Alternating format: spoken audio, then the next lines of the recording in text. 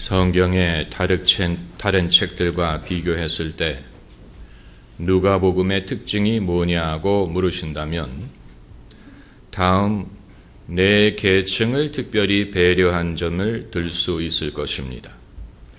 첫째는 누가가 여성들을 배려했습니다. 그래서 누가복음은 유일하게 예수님이 안식일 날 등이 굽은 여자를 고쳐주셨다는 사실과 이 아브라함의 딸을 매임에서 푸는 것이 마땅치 아니하냐라고 말씀하신 것을 기록했습니다. 그뿐만이 아니고 과부와 재판장의 비유라든가 나인성 과부의 아들을 살려주신 일이라든가 이런 기록을 통해서 예수님이 특별히 여성들을 배려하셨다는 점을 강조했습니다. 이것은 누가복음에만 있는 기록입니다. 두 번째는 이방인들에 대한 배려를 보여주고 있습니다. 그래서 유일하게 누가복음은 선한 사마리아 사람의 비유가 등장합니다. 강도 만난 사람에게 누가 진짜 이웃이 되어 주었느냐? 사마리아 사람이 이웃이 되어 주었다라는 내용입니다. 또한 예수님이 10명의 문둥병자를 고쳐주셨는데 그 중에 유일하게 예수님께 돌아와 감사한 사람이 사마리아 사람이라는 점을 기록하고 있습니다. 세 번째는 죄인들에 대한 배려입니다. 누가복음만이 예수님이 삭개오의 이름을 부르시고 그의 집에 찾아가셨다는 사실을 기록하고 있습니다. 그리고 누가복음에만 세 가지 잃어버린 것에 대한 비유가 등장합니다. 잃어버린 동전, 잃어버린 양, 그리고 잃어버린 아들의 비유, 우리에게 탕자의 비유로 알려져 있는 이것이 누가복음에만 등장합니다. 또한 바리새인과 세리의 비유가 누가복음에만 나옵니다. 하나님이 바리새인의 기도를 듣지 않고 죄인이 세리가 의롭다함을 받고 내려갔다는 내용이지요. 그리고 네 번째는 가난한 사람들에 대한 배려입니다. 마태는 심령이 가난한 자는 복이 있다라고 인간의 가난을 영적인 것으로 해석했지만 누가는 심령이라는 단어를 빼고 가난한 자는 복이 있나니 하나님 나라가 저희 것이미요 라고 좀 더 확실하게 가난을 지목했습니다. 가난한 사람에 대한 배려는 부자에 대한 비판을 동반합니다. 그래서 예수님이 가난한 자는 복이 있다라고 말씀하시고 곧 이어서 뭐라고 말씀하셨냐면 화 있을진저 너희 부유한 자들이여 너희는 너희 위로를 이미 받았도다.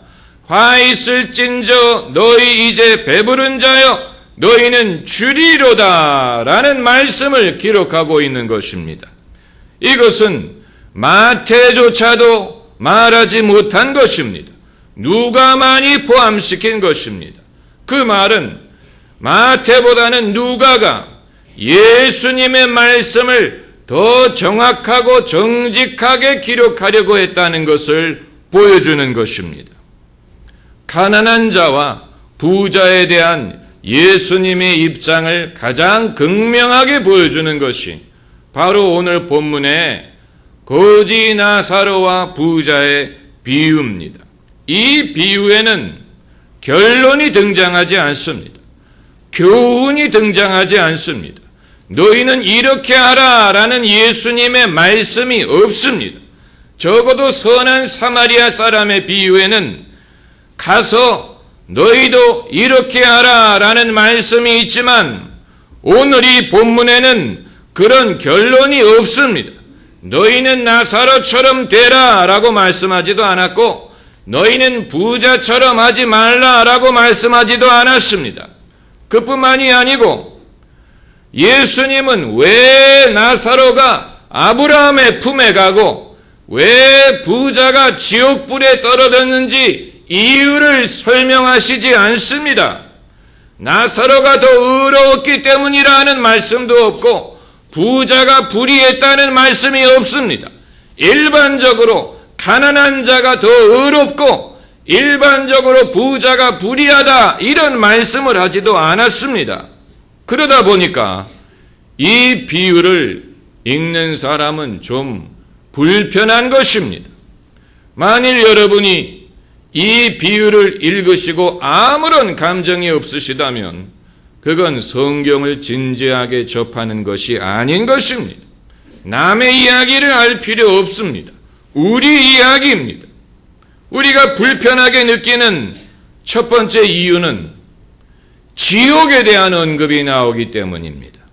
부자가 지옥 불에 떨어져서 고민한다고 했습니다. 지옥, 우리는 지옥이 비유적인 것이 아닐까? 비유적인 교훈이 아닐까? 상징이 아닐까? 이렇게 생각하지만 예수님은 이 부자가 지옥의 불꽃에서 고민한다고 말씀하셨습니다. 그리고 또한 나사로가 죽어서 아브라함 품으로 갔다고 해서 우리는 이 세상에 살 동안에 나사로처럼 살고 싶지 않습니다. 그리고 부자가 죽어서 지옥불에 들어갔다고 해서 우리가 세상에 사는 동안에 부자처럼 살고 싶어 하지 않는 사람이 없습니다. 그렇기 때문에 우리는 불편한 것입니다. 그리고 또한 이 비유의 비복음적인 성격 때문에 우리는 불편합니다. 우리가 이해하는 복음은 예수 천당, 불신 지옥 이 한마디로 요약할 수 있습니다. 우리가 이해하는 복음은 사람이 의롭다함을 얻는 것이 행위로 말미암는 것이 아니요 예수 그리스도를 믿음으로 말미암는 것이다. 믿으면 구원을 받고 믿지 않으면 정죄를 받는다. 이것이 초대교회가 전한 복음의 내용이요 우리가 들은 복음의 내용이요 우리가 예수 그리스도를 믿게 한 가장 근본적인 이유입니다. 그런데 오늘 본문의 비유는 그렇지 않을 수도 있다 하는 의구심을 갖게 하는 것입니다. 예수 천당, 불신 지옥이 아니고 가난한 사람 천국, 부자 지옥이 아니냐 하는 그런 의문을 갖게 만드는 면이 있습니다. 그렇다면 나의 구원은 안전한 것이냐? 내가 부자처럼 살고 싶어 하는 한 나도 이 부자처럼 지옥에 갈 수 있다는 말이냐? 이런 질문을 한 번도 해보신 적이 없다면 여러분은 신앙을 진지하게 생각하지 않았다는 얘기입니다. 하지만 그렇다고 너무 어려워할 필요는 없습니다. 그 이유는 첫째로 오늘 이 본문 말씀은 누가 자신의 검열을 통과했기 때문입니다. 검열이라고 하면 어폐가 있지만 그 말은 누가가 이 말씀을 기록할 때 자기가 무슨 내용을 쓰는지를 모르고 기록한 게 아니라는 얘기입니다. 누가가 누굽니까? 누가는 탕자의 비유를 쓴 사람이고 바리새인과 세리의 비유를 쓴 사람입니다. 죄인에 대한 하나님의 긍휼과 사랑을 누구보다도 잘 알고 있는 사람입니다. 그러므로 누가가 이 비유를 자기 복음서에 포함시킨 것은 자기의 다른 메시지를 부인하는 것이 아닙니다. 여전히 하나님은 죄인에게 긍휼과 사랑을 베푸시는 분이고 사람이 의롭게 되는 것은 자기의 행위가 아닌 하나님의 은혜로 말미암는 것입니다. 그 진리에는 변함이 없습니다. 그리고 둘째로 우리가 어려워할 필요가 없는 이유는 오늘 본문은 초대교회의 검열을 통과했기 때문입니다. 어떤 신학자들은 예컨대 불트만 같은 신학자는 예수님 본인이 전하셨던 복음과 이후에 초대교회가 전했던 복음의 내용이 다르다라고 주장을 합니다. 예수님은 하나님의 나라에 대해서 전했는데 이후에 초대교회는 예수님을 전했다. 복음 내용에 변질이 일어났다. 이것이 불트만의 주장입니다. 만일 그것이 사실이라면 누가가 오늘 본문의 말씀을 기록할 리가 없는 것입니다. 왜냐하면 누가도 초대교회의 산물인데 만일 초대교회의 복음이 예수님의 오리지널 복음과 의도적으로 다른 것이라면 누가가 왜 본문을 자기 복음서에 기록하려고 하겠습니까? 그리고 초대교회가 그것을 왜 허용하겠습니까? 다시 말하면 예수님의 복음과 초대교회의 복음이 서로 다른 것이 아니고 초대교회는 예수님의 말씀에 충실했습니다. 어떤 변질이 일어난 것이 아닙니다. 누가가 이 비유를 성경에 기록한 이유는 예수님이 말씀하신 것이기 때문이요. 초대교회도 그것을 믿었기 때문입니다. 그리고 세 번째로 우리가 너무 어려워할 필요가 없는 이유는 구원은 어느 정도의 긴장감이 필요합니다. 우리가 구원의 확신을 가져야 될 필요는 있습니다. 그러나 그것이 구원의 보장이라고 생각할 필요는 없습니다. 우리가 하나님 나라에 들어가는 것이지 사람 나라에 들어가는 게 아니에요. 하나님의 집에 들어가는 것이지 사람 집에 들어가는 것이 아니기 때문에 최종적인 결정권은 늘 하나님에게 있습니다. 하나님이 허락하셔야 하나님 나라에 들어갈 수 있습니다. 그 사실을 우리가 늘 기억하고 아무리 내가 예수님을 믿고 아무리 내가 구원의 확신이 있더라도 이 구원을 당연하게 생각해서는 안 되고 늘 우리 자신을 돌아볼 수 있어야 됩니다. 하나님, 제가 잘못하는 것이 없습니까? 하나님, 제가 하나님 앞에 바로 서 있습니까? 하나님, 내가 하나님의 은혜를 온전히 믿고 있습니까? 이것이 여러분 겸손함이에요. 우리가 내 집에 당연히 들어가는 것처럼 생각할 것이 아니요. 내 아버지 집에 들어가는 것이기 때문에 내 아버지 앞에서는 늘 겸손하고 하나님 내가 잘못한 것이 없습니까? 나를 불쌍히 여기소서. 나는 죄인으로서이다. 세리 바리새인처럼 되면 안 됩니다. 바리새인처럼 되면 안 됩니다. 하나님, 나는 저 불신자와 같지 않음을 감사하나이다. 이런 식으로 교만해져서는 안 된다는 얘기입니다. 끝까지 하나님 앞에 겸손함이 있어야 되고 긴장감, 사도 바울이 말하기를 너희 구원을 두려움과 떨림으로 이루라 했어요. Work out your salvation with trembling, fear and trembling. 두려움과 떨림으로 너희 구원을 이루라. 하나님 앞에서 우리가 늘 어느 정도의 두려움과 떨림이 있어야 됩니다. 그것이 우리를 죄에서 멀게 하고 하나님 앞에 겸손하게 하는 것입니다. 왜 예수님은 오늘 본문의 말씀을 하셨느냐? 그걸 알려면 문학적인 감각이 필요합니다.